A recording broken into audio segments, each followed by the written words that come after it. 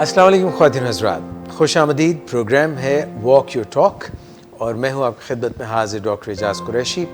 मेरे साथ कीबोर्ड पर तशरीफ़ रखते हैं वसीम मज़हर अली।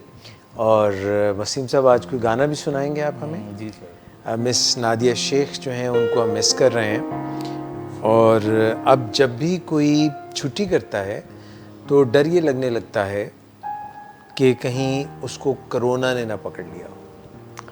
अच्छा ख़वातीन हज़रात, बात यह है कि जब कोई वबा फैलती है तो जैसा WHO कह रही थी, मुल्क के मुख्तलिफ़ डॉक्टर्स और जो इस वबा को देख रहे हैं वो इदारा ये कह रहे थे कि कोरोना से बचें। लॉकडाउन भी हुआ। लॉकडाउन का मकसद ये होता है कि लोग बहुत ज़्यादा वबा में एकदम शिकार ना हो जाएं, क्योंकि जिस शख्स को वबा का असर होता है, यानी कोविड-19 जिसको हो जाता है, कोरोना हो जाता है। जैसे मैं आपको एक मिसाल देता हूँ किसी ज़माने में, क्योंकि कोरोना भी तो एक वायरस है ना, तो अगर पानी में हेपेटाइटिस ए के जरासीम आ जाएं या टाइफॉइड के जरासीम आ जाएं। टाइफॉइड जिन जरासीम से होता है वो बैक्टीरिया होता है, सैल्मोनेला टाइफी। हेपेटाइटिस ए जिससे होता है वो एक वायरस होती है, जरसूमा होता है, उसका साइज़ छोटा होता है। जरसूमे जो हैं वो बैक्टीरिया में भी घुस जाते हैं, जरसूमे जो हैं वो हमारे मुख्तलिफ़ खुलियों में भी घुस जाते हैं। कुछ वायरसेस RNA वायरसेस होते हैं, यानी वो जो सेल होता है, सेल के अंदर जो अंदर का एक ख़ास पोर्शन होता है उसको न्यूक्लियस बोलते हैं। न्यूक्लियस के अंदर DNA होता है। तो कुछ वायरसेस उस न्यूक्लियस में, सेल के अंदर जाके फिर उसके भी अंदर न्यूक्लियस में घुस के DNA को इन्वेड कर लेते हैं और वहाँ पे तब्दीलियाँ ला के अपनी बका शुरू कर देते हैं। RNA वायरसेस जो होती हैं वो डिपेंड करती हैं कि सेल के अंदर जो कुछ अपरेटस, कुछ ऐसी फैक्ट्रियाँ लगी होती हैं जहाँ पे RNA बनता है। तो ये फैक्ट्रियाँ क्या करती हैं, ये जो RNA वायरसेस होते हैं वो क्या करते हैं कि सेल के अंदर घुस के जो RNA राइबो न्यूक्लिक एसिड जो है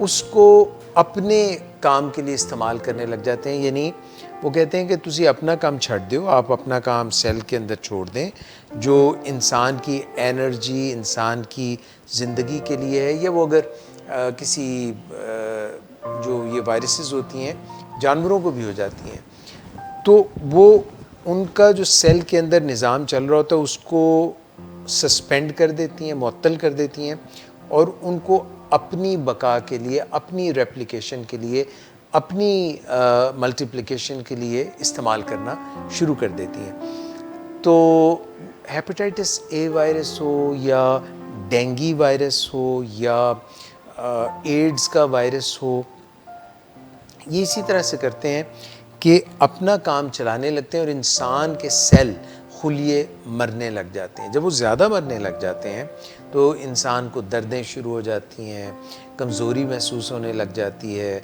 बुखार चढ़ने लग जाता है। यानी हमारे जिस्म का जो मुदाफ़ियती निज़ाम है, क़ुव्वत मुदाफ़ियत का निज़ाम है, वो कोशिश करता है कि इनको थाम मार दे, वहीं रोक दे, इनको बढ़ने ना दे।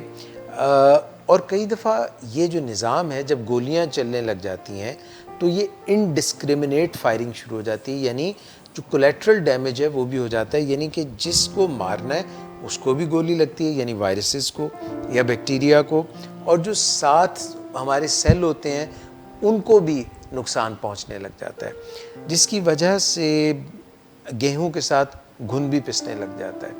और वहाँ पे इन्फ्लेमेशन का एक रिस्पॉन्स होता है, जैसे कहीं चोट लगती है या मच्छर काटता है या कुछ ऐसी चीज़ होती है, या जिस्म के अंदर आँखों में जो आशोब चश्म वायरसेस करती हैं तो आँखें लाल हो जाती हैं, क्योंकि वहाँ पे पूरा जो हमारा क़ुव्वत मुदाफ़ियत का निज़ाम है वो आके उस जगह पे उसको रोकने की कोशिश करता है। जो वायरस है कोविड-19 वो सांस के ज़रिए हमारे अंदर में जाती है, और पहले गला हमारा जो है ऊपर का अपर रेस्पिरेटरी सिस्टम, निज़ाम तनफ़ुस का जो निज़ाम ऊपर है वो उसको रोकने की कोशिश करता है। नाक में म्यूकस मेम्ब्रेन्स कोशिश करती हैं कि वहीं पे उसको रोक दें, फिर वो हमारे गले तक आता है। अगर हमारा रोबस्ट निज़ाम है, क़ुव्वत मुदाफ़ियत का निज़ाम अच्छा है, अंदर प्रोटीन्स भी हैं, बैलेंस डाइट है, नींद पूरी है, कॉर्टिसोल हाई नहीं है, हमने अपनी जो है लोगों के साथ लड़ झगड़ के मूड ख़राब करके अपना एड्रेनलिन हाई नहीं की हुई, और हमने अपना जो है निज़ाम दुरुस्त रखा हुआ है, और तो फिर वो वहीं रुक जाती है। मिसाल के तौर पे अगर आप डाइट में ऐसी डाइट ले रहे हैं जो आपके क़ुव्वत मुदाफ़ियत के निज़ाम को अच्छा करती है, जिसमें प्रोटीन्स हैं, अंडे हैं, चिकन है, मगर जब हम बहुत ज़्यादा मटन और ऐसी चीज़ें लेते हैं जिससे शरीयान तंग होते हैं तो ऑक्सीजन हमारे जिस्म को पूरी तरह नहीं पहुंचती और कोलेस्ट्रॉल हाई हो जाता है। उसकी वजह से भी ख़राबियाँ पैदा होती हैं। सो एक बैलेंस डाइट जो है, प्रोटीन में हम दालों का इस्तेमाल करते हैं, कार्बोहाइड्रेट्स के लिए हम चीनी की बजाय हम फलों पर इंहिसार करते हैं। विटामिन ए, डी, ई, के जो फैट सॉल्युबल विटामिन्स हैं वो भी हमारे जिस्म में पूरी हैं, और जो वाटर सॉल्युबल विटामिन्स हैं, B complex vitamin B1, B2, B6, B12 और जो इस किस्म की और विटामिन्स हमें, विटामिन सी, ये जो हमारी जिस्म के अंदर रिएक्शंस हो रहे होते हैं, एंजाइमेटिक रिएक्शंस हो रहे होते हैं, उनको बहुत हेल्प करती हैं। इसी तरह से गूदे वाली डाइट्स और ओमेगा फैट्स और जो अनसैचुरेटेड फैट्स हैं वो हमारे लिए अच्छे होते हैं। तो एक बैलेंस डाइट, नींद, वक्त पे सोना, वक्त पे जागना, ग्रोथ हार्मोन हमारे अंदर रिलीज़ होता है जब हम जल्दी सोते हैं। जब हम लेट सोते हैं तो ग्रोथ हार्मोन से महरूम हो जाते हैं, मेलाटोनिन से महरूम हो जाते हैं, सेरोटोनिन लेवल्स कम हो जाते हैं, गाबा के लेवल्स जो हैं वो डिस्टर्ब हो जाते हैं। ये न्यूरोट्रांसमीटर्स और हार्मोन्स में जो एक तनासुब है, जब वो कायम रहता है और डोपामीन हद से ज़्यादा नहीं होती, जितनी हमें चाहिए होती है उतनी एक तवाज़ुन में होती है, तो हमारा जिस्म बिल्कुल शानदार, मुकम्मल अंदर बाहर से रेडी रहता है। और हम जब दौड़ भाग करते हैं, कार्डियोवैस्कुलर सिस्टम हमारा सही है, हमारा डाइजेस्टिव सिस्टम सही है, हमारे किडनी सही काम कर रही है, सारे आपस में एक मेल जोल से काम कर रहे हैं, तो we are absolutely ready to fight any kind of infection.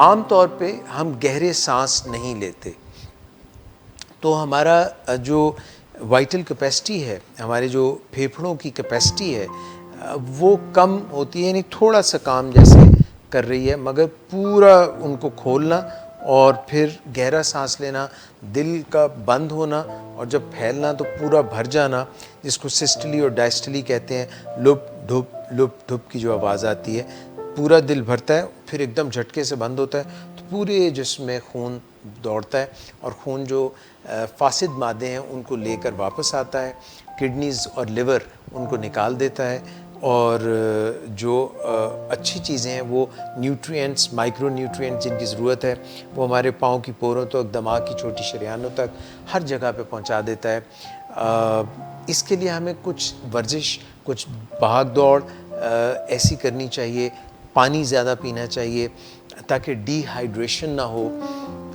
ये जो एक तवाज़ुन वाला निज़ाम है ये बहुत ज़रूरी है। उसके बाद जब ये बहुत ज़्यादा आजकल कोरोना वायरस फैला हुआ है, दुनिया भर में लोगों ने पहले लॉकडाउन किया ताकि लोग अपनी सेहत का ख्याल रखें, तैयारी पकड़ लें। फिर लॉकडाउन कई दिन तक बंद जब इंसान रहता है तो घरों में रह रहे के स्ट्रेस होना शुरू हो जाता है, टेंशन होनी शुरू हो जाती है, दिल करता है बाहर जाएं, नेचर के साथ कनेक्ट करें, कुदरत के साथ कनेक्ट करें। बाग बंद थे, पार्क्स बंद थे। आखिर ये कब तक आप जो लाइफ है, ज़िंदगी है, उसको मुअत्तल करके रखेंगे, ये नेचुरल नहीं है, ये कुदरती नहीं है। आखिर लॉकडाउन खोलना पड़ेगा। जब लॉकडाउन खुलेगा, लोग आपस में मेल मिलाप करेंगे। अगर उनके अंदर इन्फेक्शन है, अगर वो कोविड-19 पॉजिटिव हैं, कोरोना पॉजिटिव हैं, तो वो जब एक दूसरे से मिलेंगे तो मुंतकिल भी होगा। बचेंगे वो जिनका क़ुव्वत मुदाफ़ियत के निज़ाम, मुज़ाहमती निज़ाम मज़बूत होगा, जो इम्यूनो कॉम्प्रोमाइज़्ड होंगे, जिनको साथ में कोमॉर्बिडिटीज़ होंगी, दीगर बीमारियां होंगी, वो ज़्यादा इन्फेक्टेड होंगे। अगर उनका अंदर का निज़ाम ठीक होगा तो उनको इतनी बुरी तरह से इफ़ेक्ट नहीं करेगा। छींकें आ जाएंगी, खांसी आ जाएगी, हो सकता है सूंघने की स्मेल चली जाए, टेस्ट की स्मेल चली जाए, सांस लेने में थोड़ी दिक्कत हो, सर दर्द होने लग जाए, ज़ुकाम हो, खांसी हो। हमारा जिस्म कोशिश करेगा कि जहाँ पे भी वायरस है उसको रोक लिया जाए, ऊपर रोक लिया जाए, वरना वो अगर नीचे जाएगी तो लोअर रेस्पिरेटरी इन्फेक्शन यानी फेफड़ों तक चली जाएगी। तो फेफड़ों में भी उसको जो निज़ाम है हमारा बड़ा मरबूत और वसी निज़ाम है। ये इसको इम्यूनिटी बोलते हैं। इन्नेट इम्यूनिटी एक होती है जो हमारे अंदर, जो ही हम बच्चा पैदा होता है तो वो जब माँ का दूध पीता है तो माँ से उसको इम्यूनिटी ख़ास मिलती है, वो बहुत ही ज़बरदस्त होती है। जो माँ का शुरू का दूध होता है उससे बहुत ज़बरदस्त, जिसको जब वो आप कट्टा पैदा होता है ना तो वो आप कहते हैं बोली थिक मिल्क होता है, वो उसके लिए इम्यूनिटी के लिए माँ के होते हैं। हम भी साथ वो जो है ना बोली खा लेते हैं। तो एक तो ये है।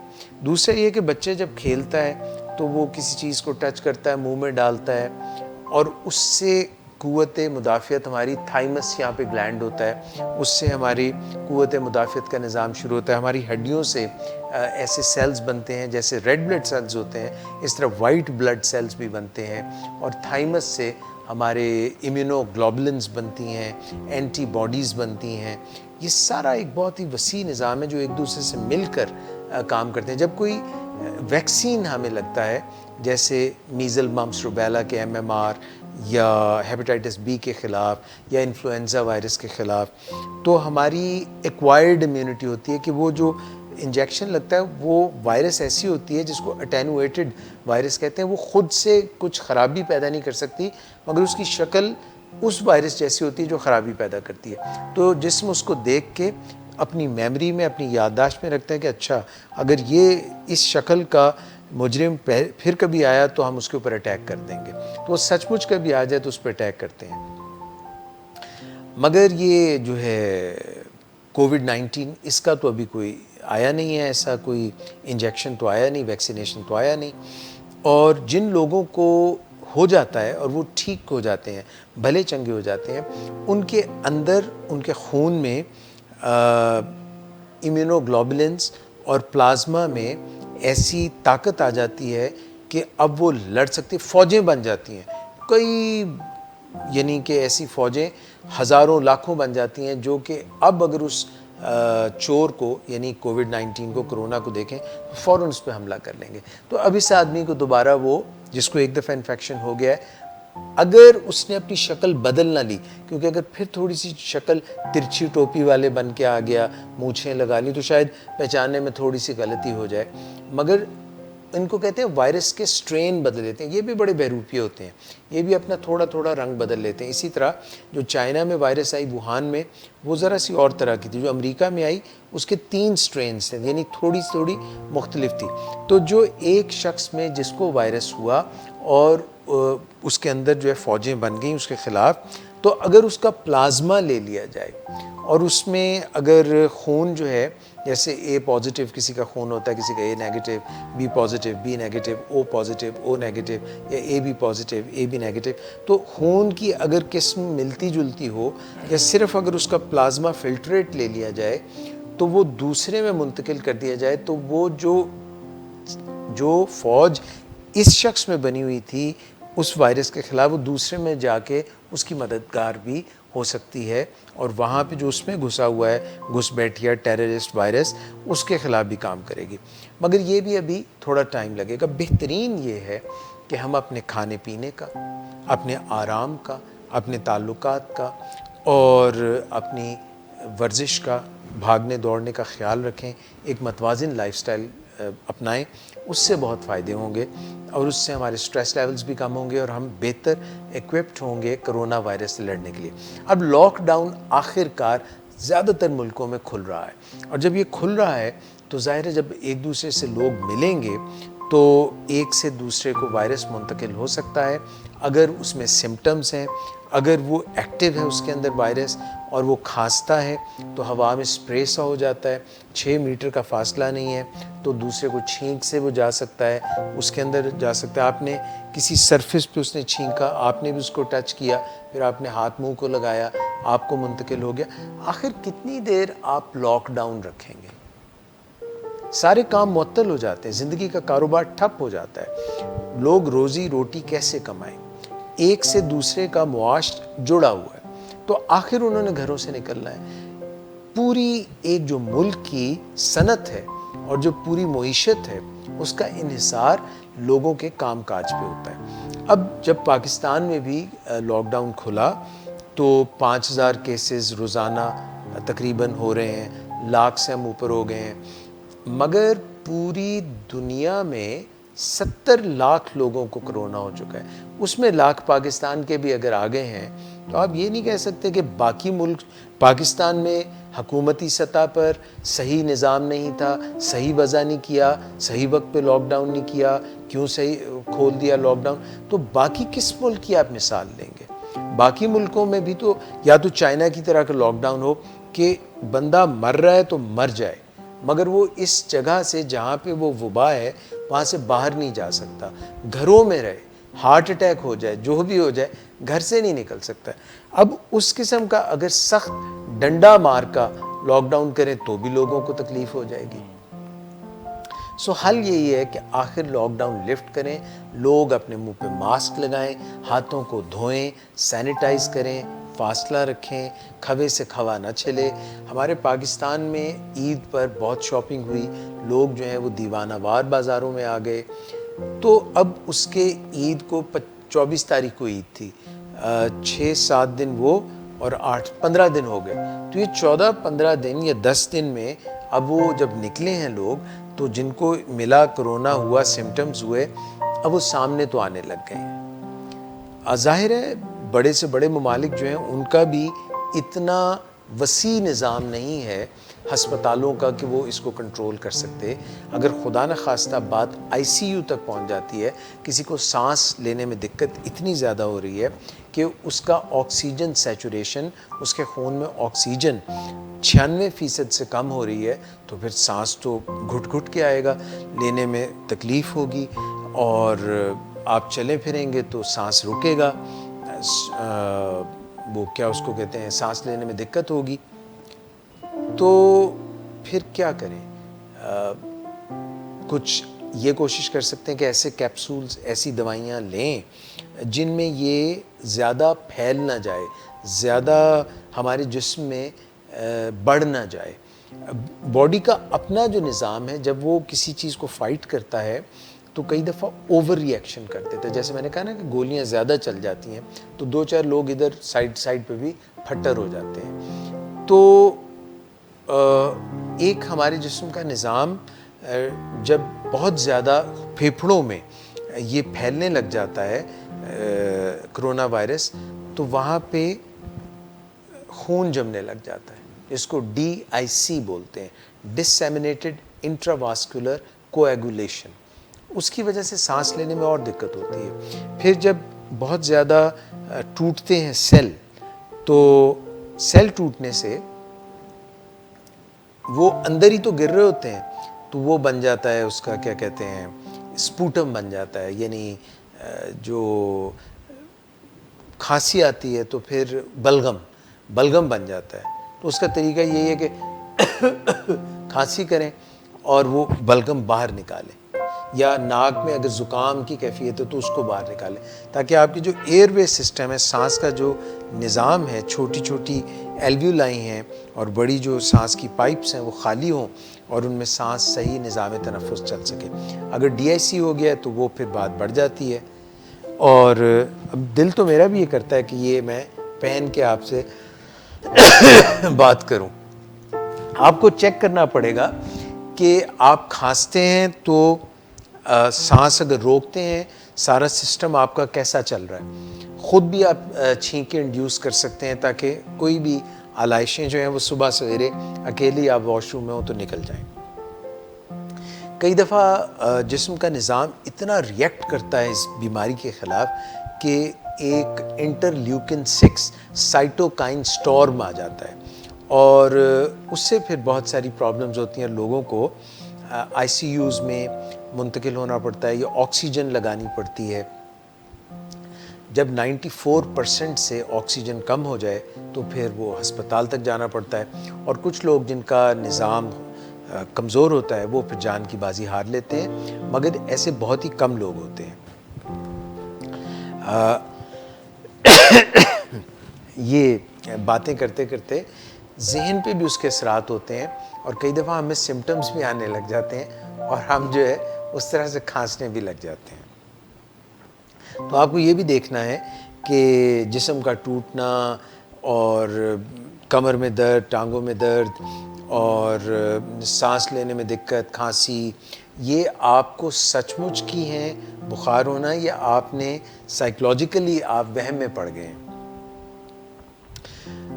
ये एक मेरा ख्याल है कि कुछ पहलू मैंने इसके कोरोना वायरस के कवर किए और आपको बात बताई कि अगर बात बड़ी हुई है तो आप 1122 पे फ़ोन कर सकते हैं।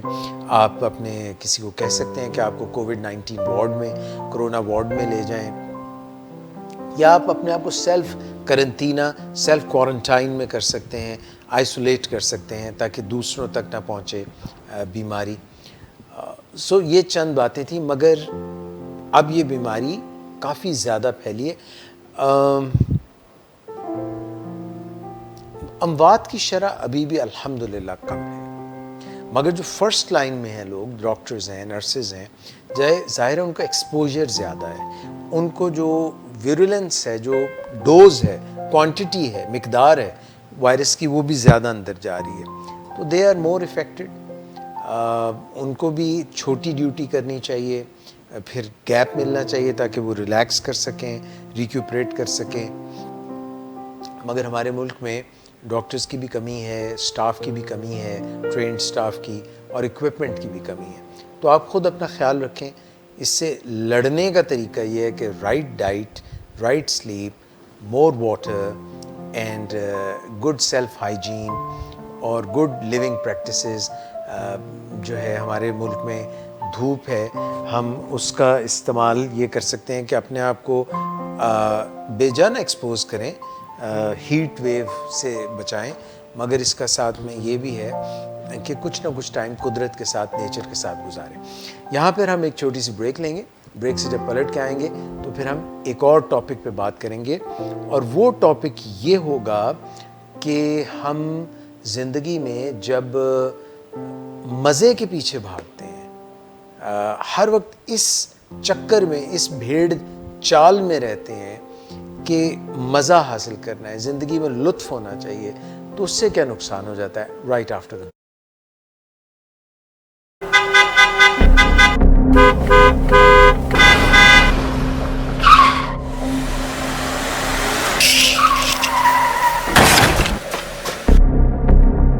घटिया इंसान, इतनी देर से गेट क्यों खोला? सोए हुए थे तुम क्या? सर मैंने तो मिनट भी बकवास ना करो तुम मेरे साथ।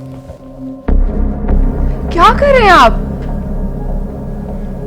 अब्बा जी घर पे हैं, नशे में गालियां दे रहे हैं। खुदारा होश में है, क्या हो गया आपको? होश में कैसे आऊं? सारा किया धरा इन्हीं का तो है।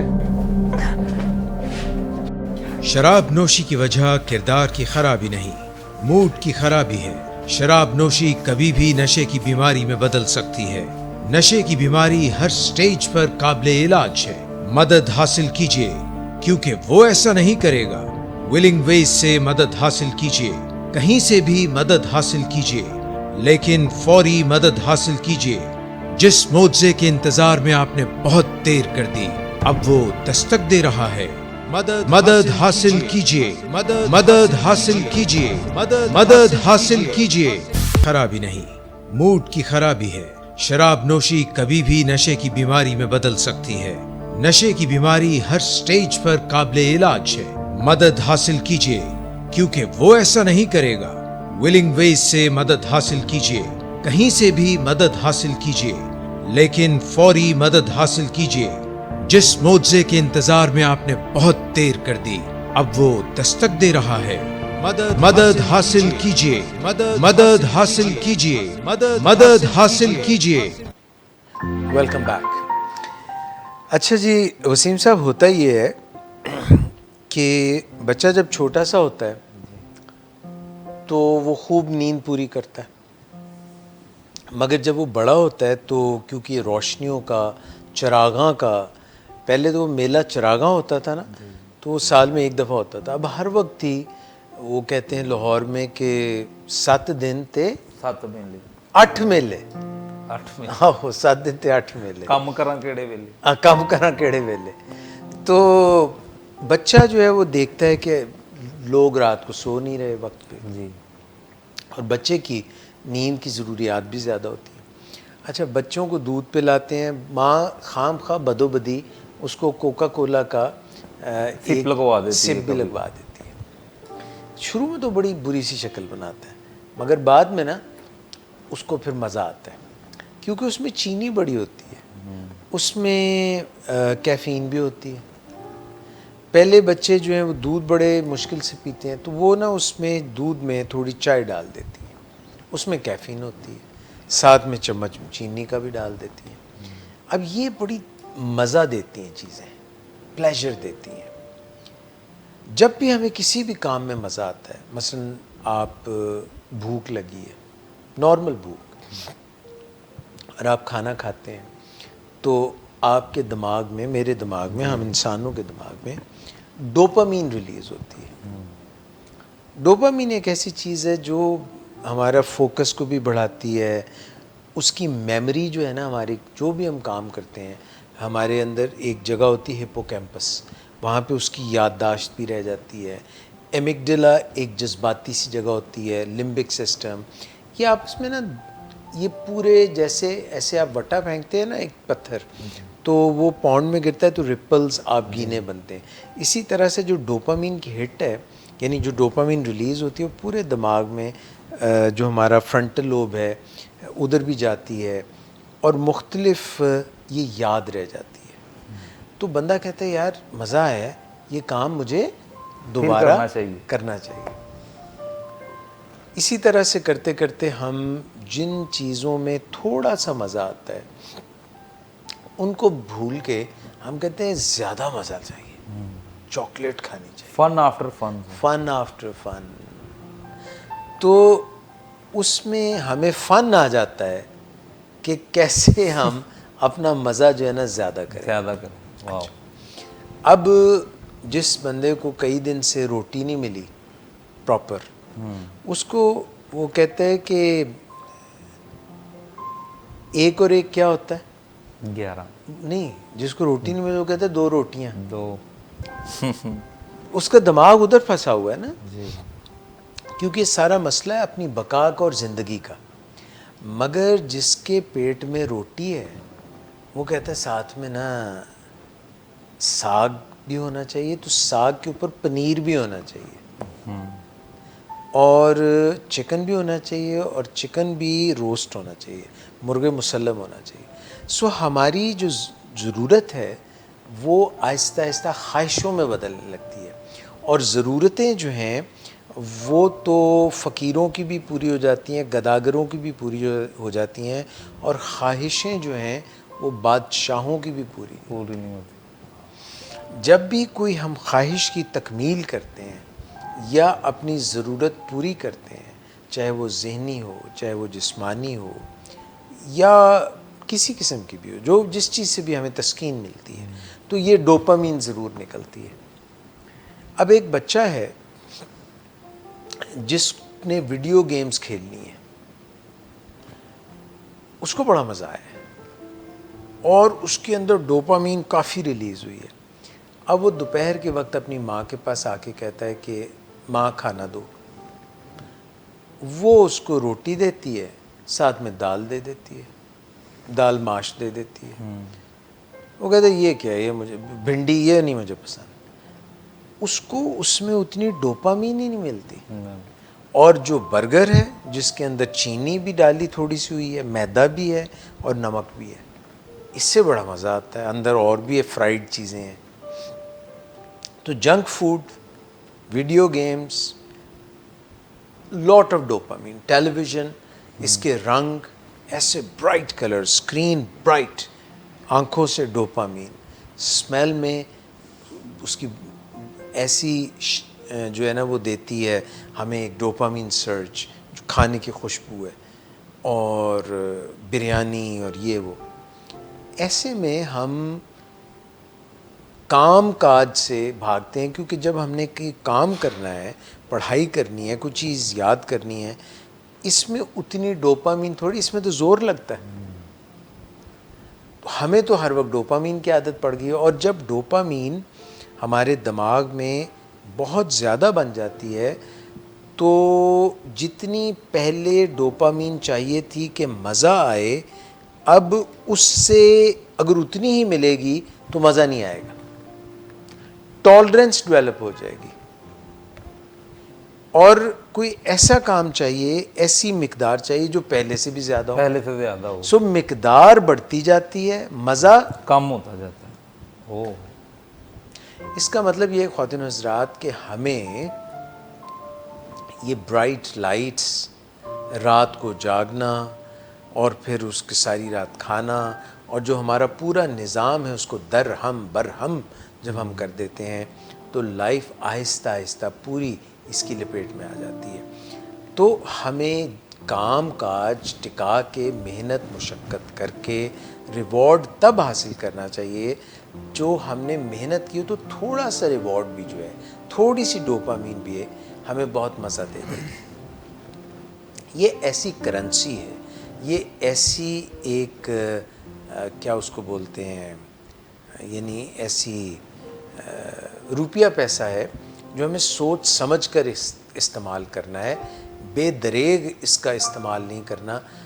क्योंकि दिमाग में जब इसका हम मिंट होती है ना, मिंट जहाँ पे नोट छपते हैं, अगर आप उसमें बहुत नोट छाप दें तो उनकी जो बाइंग पावर होती है, इन्फ्लेशन हो जाती है, वो फिर उतनी चीज़ें ख़रीद नहीं सकते हैं।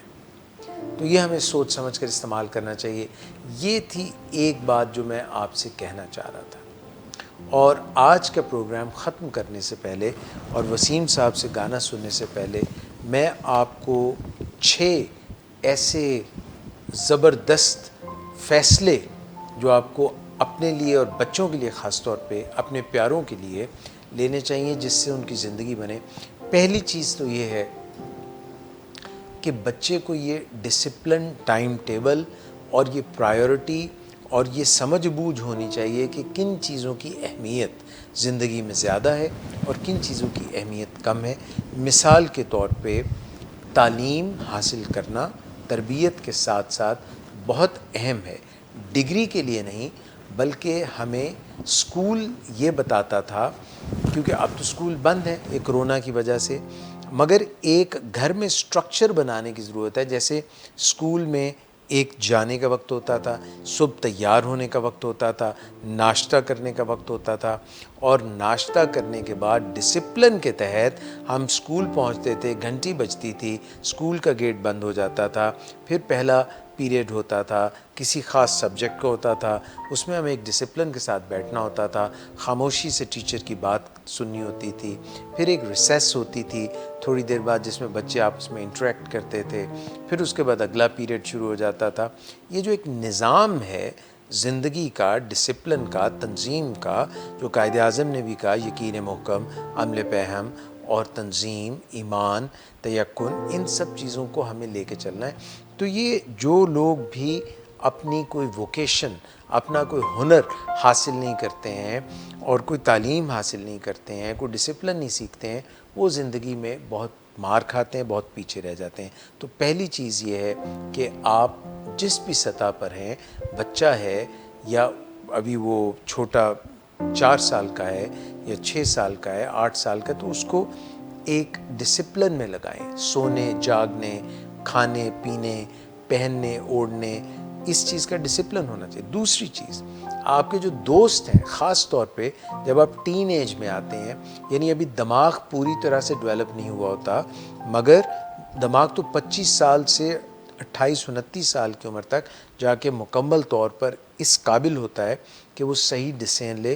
फ्रंटल लोब जो सोचने समझने की सलाहियत है, कॉर्टेक्स जो हमारा थिंकिंग ब्रेन है, वो इस हालत में आता है, क्योंकि जो हाइंड ब्रेन है या मिड ब्रेन है, जो जज्बाती ब्रेन है, वो तो जल्दी डेवलप हो जाता है, मगर सूझबूझ वाला अक्ल फ़हम व फरासत वाला ब्रेन, लॉजिकल ब्रेन, वो 25 साल से बाद डेवलप होता है। तो जो फ्रेंड्स होते हैं, birds of feather flock together, जिन एक जैसे जो परिंदे होते हैं वो इकट्ठे हो जाते हैं। तो अगर आपके दोस्त अच्छे नहीं हैं और माँ ये कह रही है कि ये बच्चा मेरा जो ख़राब हो रहा है, मरन तेरे हानि, यानी कि आपके जो दोस्त हैं वो उसको ख़राब कर रहे हैं, तो ये जाहिर है उनका इन्फ्लुएंस होता है। तो फ्रेंड्स सोच समझ कर अपनाएं, और जो फ्रेंड्स होते हैं उनका बहुत असर होता है, बहुत इन्फ्लुएंस होता है। और जो लोग ड्रग्स यूज़ करते हैं और जो लोग बुरी चीज़ें, आजकल ये मोबाइल फ़ोन है, इस पे हर चीज़ खुली हुई है, जितने भी इफ़ेक्ट हैं, जो भी हम लर्न करते हैं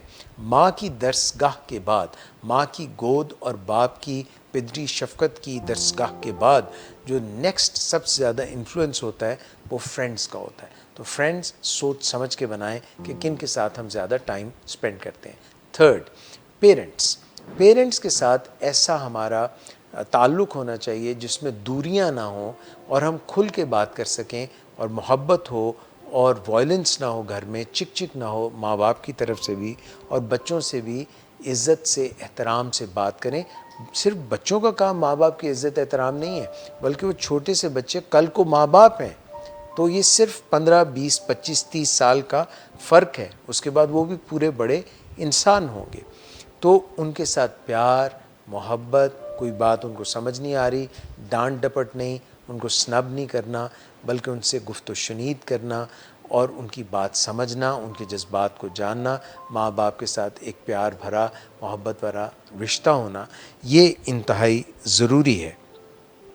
चौथी चीज़ ये है कि जब बच्चे बड़े हो जाते हैं तो ज़ाहिर है उनके अंदर हार्मोनल चेंजेस आते हैं, वो ऑपोजिट सेक्स में, जेंडर में, दूसरी सन्फ में लेने लगते हैं इंटरेस्ट, और जब वो मैट्रिक में या एफएससी में या कॉलेज में या यूनिवर्सिटी में जाते हैं, और अगर वो इश्क माशूकी के चक्कर में पड़ जाते हैं, लेटर लेने और देने के चक्कर में पड़ जाते हैं, तो मैंने जैसे पहले अर्ज़ किया कि अभी तालीम पूरी नहीं, अभी सोच समझ पूरी नहीं है, तो वो अपनी राह से हट जाते हैं। बज़ाहिर वो सने बलूगत तक पहुँचने बालिग नज़र आते हैं, मगर अभी दिमाग इस काबिल नहीं है कि वो लव अफेयर्स और ज़्यादा जिसको कहते हैं कुर्बतें, इंटीमेट रिलेशनशिप्स में जब वो चले जाते हैं, तो जैसे बच्चों को कोई अगर खुदा न खास्ता वायलेंस या साइकोलॉजिकल एब्यूज़ या फ़िज़िकल एब्यूज़ का सामना, तो उस पे उनके दिमाग के ऊपर एक बुरी छाप पड़ जाती है हमेशा के लिए।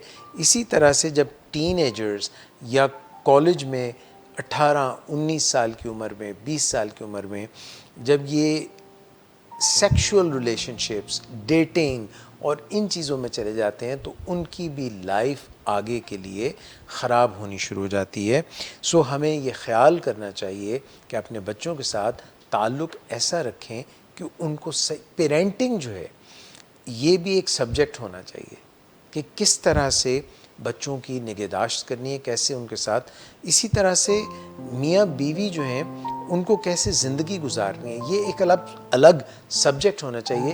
क्योंकि जब मैरिटल डिस्कॉर्ड हो जाता है, जब आपस में मियाँ बीवी का कोई इख्तलाफ हो जाता है और कशीदगियाँ बढ़ने लगती हैं, तो बच्चों पे भी बुरा असर पड़ता है, पेरेंटिंग पे भी बुरा असर पड़ता है, और बच्चे सुकून घर से बाहर ढूंढने लग जाते हैं, बाहर रिलेशनशिप्स ऐसी बनाने लग जाते हैं जो अभी नहीं बनानी चाहिए। और कभी कभी तो पाँचवीं चीज़ यानी वो ड्रग्स का इस्तेमाल भी शुरू कर देते हैं, और वो क्योंकि वो क्यूरोसिटी होती है, तजस्सुस होता है, ज़िंदगी को खोज रहे होते हैं, और इस चक्कर में वो कई दफ़ा ड्रग्स या शराब, या घर का माहौल अगर ऐसा है कि कोई बाप सिगरेट पी रहा है या कोई बड़ा भाई सिगरेट पी रहा है या चाचा सिगरेट पी रहा है और वो उनको आइडियलाइज़ कर रहे हैं, या उनके कहीं इर्द गिर्द में आजकल ड्रग्स बहुत कॉमन है, चर्स है, भंग है, शराब है, हेरोइन है, और फिर कोकेन है, आइस है, ये चीज़ें अवेलेबल हैं, आप मीडिया में भी देखते रहते होंगे।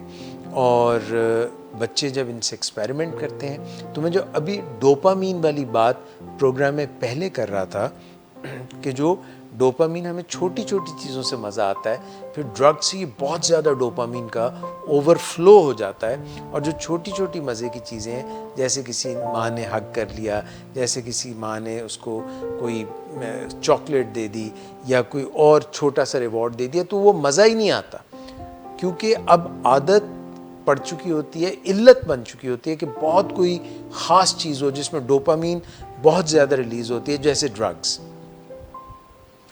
तो इनसे बचिए, क्योंकि ये इससे पांचवी चीज़ ये है, इससे ज़िंदगी बर्बाद हो सकती है। छठी और आखिरी चीज़ ये है कि अपने मुतालिक हमेशा ये महसूस करें कि आप एक वर्दी हैं, आपकी इज़्ज़त नफ्स होनी चाहिए, ख़ुद में आपको पता होना चाहिए कि आपको अल्लाह पाक ने एक मुकम्मल, अच्छा, बेहतरीन इंसान बनाया है।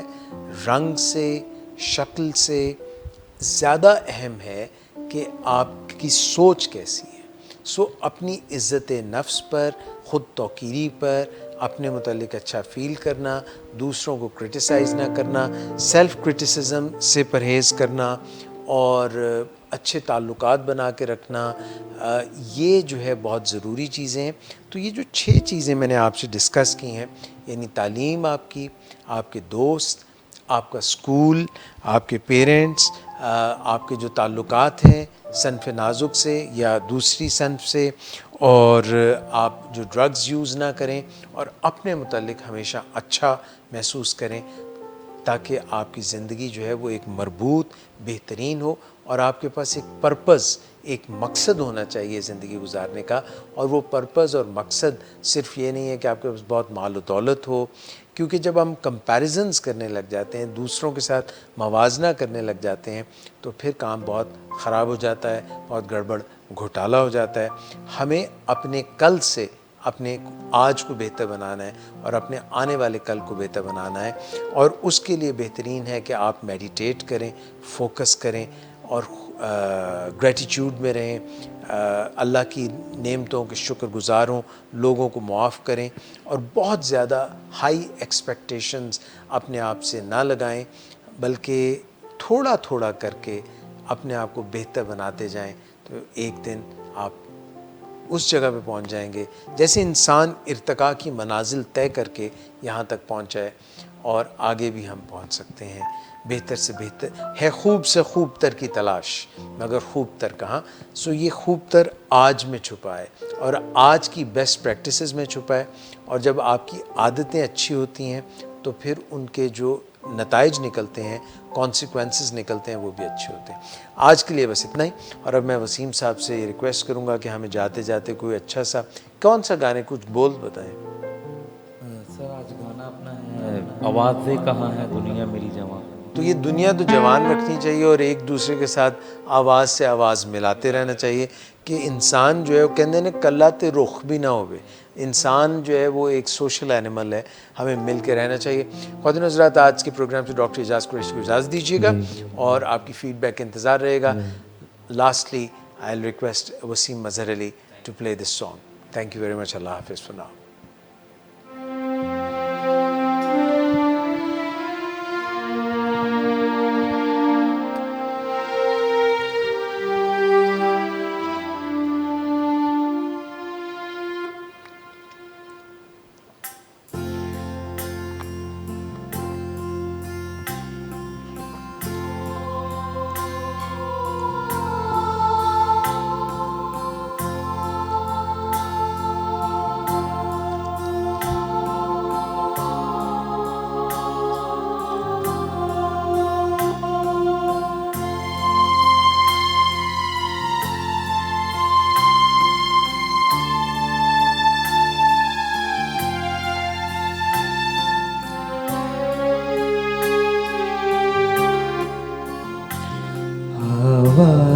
दे कहाँ है दुनिया मेरी जवां है।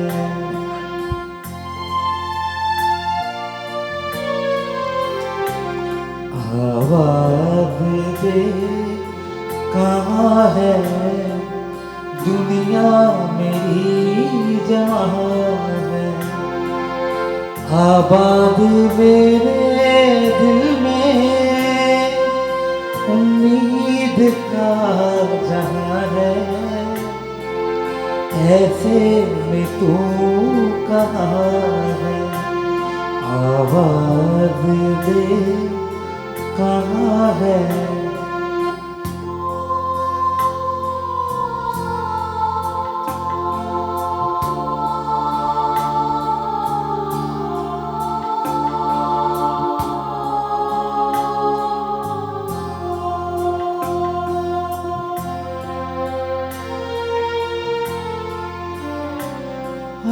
रात जा रही है यूं जैसे चांदनी की बारात जा रही है।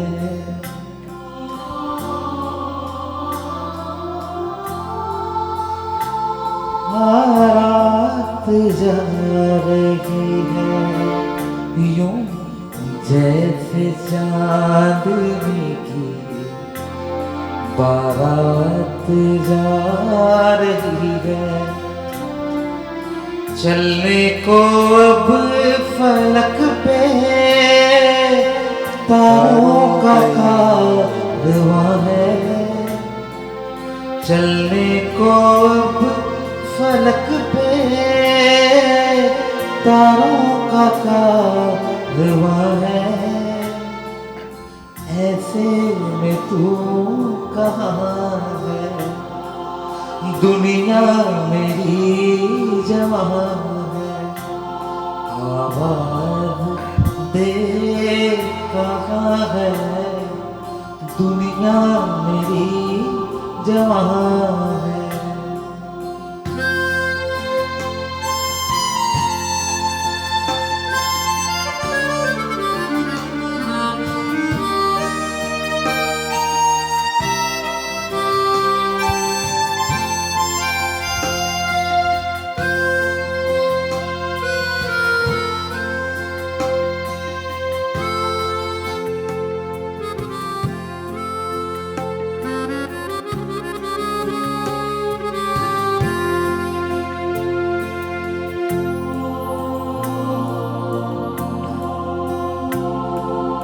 किस्मत पे छा रही है क्यों रात की स्याही।